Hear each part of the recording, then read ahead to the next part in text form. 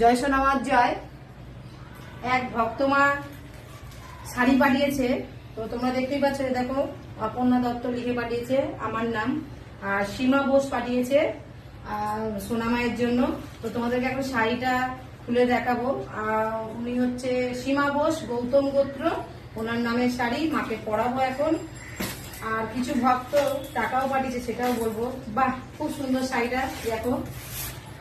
এই শাড়িটা অনেকেই বলে আয়না চেক বলা হয়। এই দেখো, আমি ঠিক জানি না, তাও আমার মনে হয় আয়না চেকের মতন লাগছে। তো ভীষণ সুন্দর অরেঞ্জ কালারের, মাকে পরাবো এখন শাড়িটা।